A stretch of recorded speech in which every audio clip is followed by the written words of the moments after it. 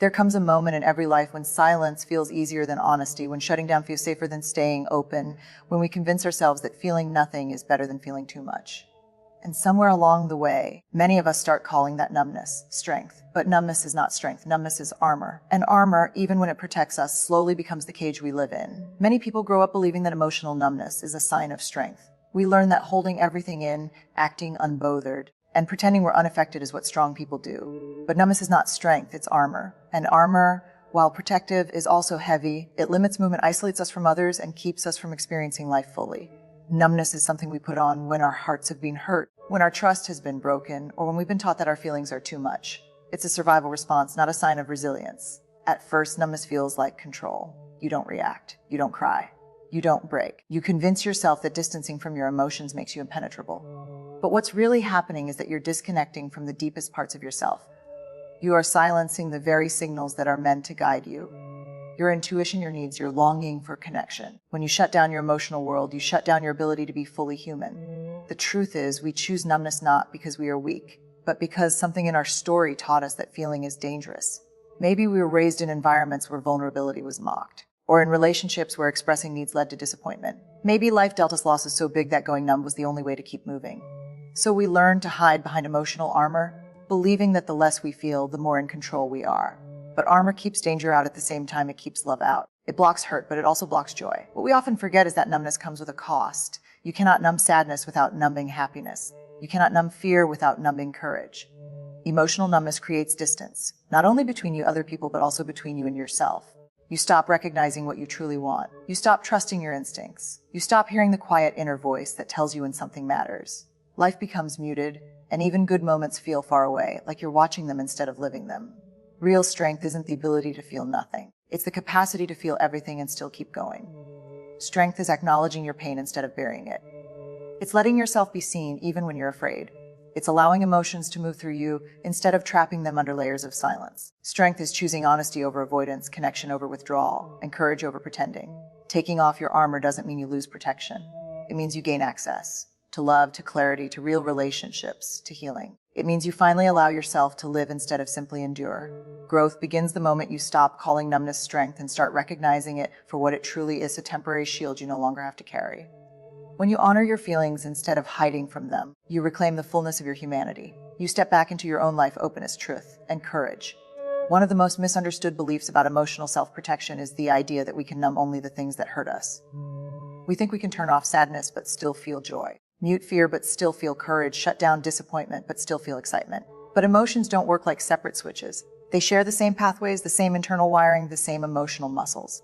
When you numb one, you numb them all. This truth is uncomfortable because it means every time we try to avoid pain, we also shut ourselves off from the very experiences that make life meaningful. Many people don't recognize this at first. They notice their heartbreak softens when they shut down. Their anxiety quiets. Their grief becomes more manageable. And for a while, numbness feels like relief. It feels like control. But slowly, almost silently, the light in other parts of life begins to dim too. Moments that should feel joyful don't land the same. Achievements feel flat. Relationships feel distant. Even good news doesn't spark the same excitement. It's like living behind a glass wall. Life is happening, but you're not able to touch it fully. The human heart isn't designed to function halfway. Our emotional system depends on openness and expression.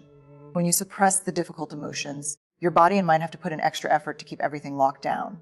Over time, that constant tension dulls your entire emotional range. You stop feeling too much, but you also stop feeling enough. This is why people who numb to avoid pain often describe feeling empty, disconnected, or lost. They aren't broken. They're simply cut off from the full spectrum of their emotional life. The inability to selectively numb doesn't mean you have to drown in your feelings. It means your strength lies in learning to navigate them, not escape them. Emotions, even the painful ones, carry information. Fear tells you what matters. Sadness shows you what's missing or what you value deeply. Anger points to boundaries being crossed. Joy invites you to pay attention to what brings life. When you close the door on one feeling, you close the door on the wisdom each emotion holds. Courage, then, is not the absence of uncomfortable emotions. It's the willingness to feel them without letting them define you. It's allowing fear to exist without letting it control your decisions. It's letting grief move through you without shutting down the rest of your heart. It's choosing to remain emotionally available even when life feels unpredictable. When you reopen yourself to feeling, the world becomes vibrant again. Colors seem brighter. Music feels deeper. Relationships feel more real. You begin to experience life with presence instead of resistance. You reconnect with the parts of yourself that went quiet when you shut down, the parts that seek joy, intimacy, passion, and purpose. You cannot selectively numb, but you can selectively choose courage. And courage is what brings you back to a life that is rich, authentic, and fully alive. Numbness is often born in the middle of chaos, heartbreak, or overwhelm. It shows up when your nervous system says, "This is too much," and your mind responds by shutting down what you can't handle. In moments of crisis, this can be an incredible survival mechanism.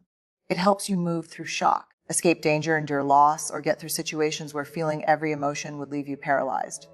In this way, numbness is not a personal flaw. It's a built-in human response designed to protect you. But what helps you survive the storm is not meant to become the way you live once the storm has passed. The trouble begins when numbness becomes a habit. What was once temporary turns into a lifestyle. You learn to shut down without even realizing you're doing it. You withdraw from emotional conversations. You avoid vulnerability. You detach from relationships. You convince yourself that being unbothered is the best way to stay in control.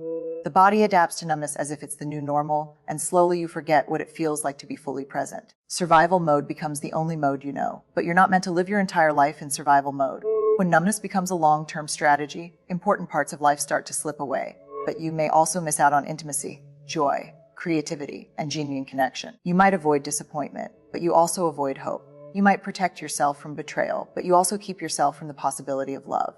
Numbness asks for a high price, or it trades your emotional safety for emotional aliveness, acute functioning, but it keeps you from flourishing. Living through numbness also creates a quiet kind of loneliness. You can be surrounded by people doing everything right, yet still feel disconnected from everyone, including yourself. Your inner world becomes muted. You stop knowing what you want. You stop trusting your instincts. You stop recognizing your own needs. A life lived through numbness is technically a life, but not a life that is deeply felt or truly lived. The shift out of numbness is not about forcing yourself to feel everything all at once. It's about slowly teaching your nervous system that safety exists outside of survival mode. It begins with small acts of presence, pausing to breathe, noticing sensations in your body, naming your emotions without judging them. It's learning that it's okay to let moments affect you. It's understanding that feeling pain doesn't mean you're falling apart. It means you're waking back up. True growth happens when you allow yourself to transition from surviving to living. When you choose to reconnect with your emotions, you reclaim your ability to experience life with depth and meaning. You rediscover joy, love, fulfillment, and purpose. You open the door to relationships that are real instead of protective. You stop just getting through and start genuinely showing up. Numbness will always serve you in moments of crisis, but it cannot build a life. A meaningful life requires presence, emotion, vulnerability, and the courage to feel again feels often misunderstood.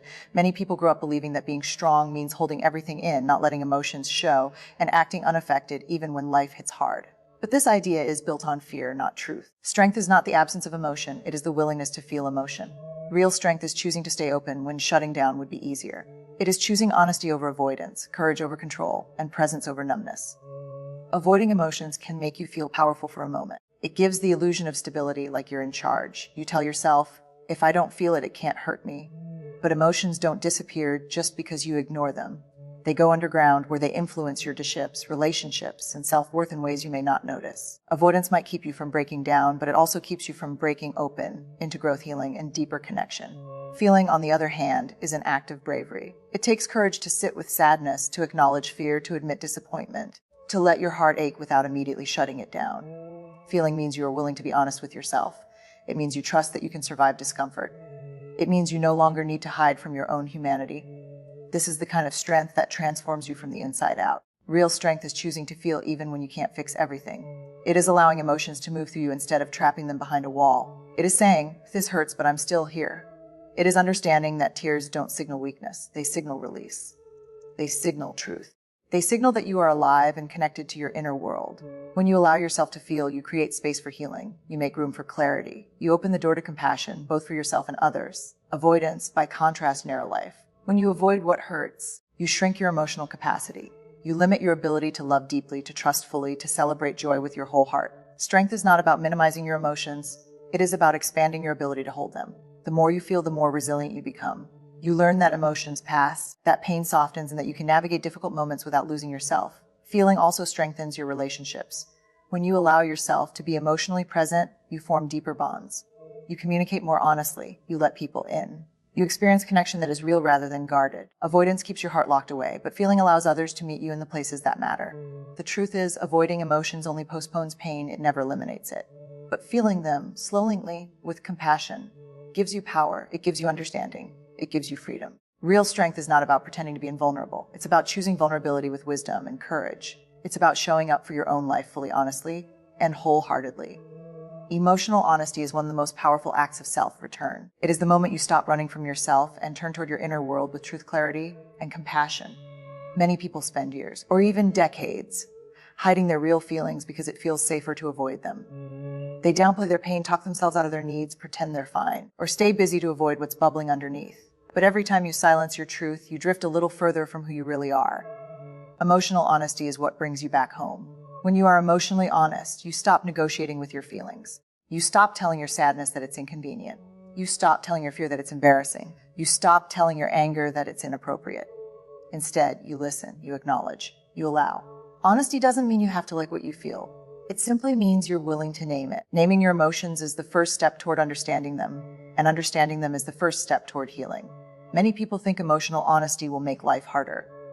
They fear that if they open the door, everything they've been avoiding will flood out and overwhelm them.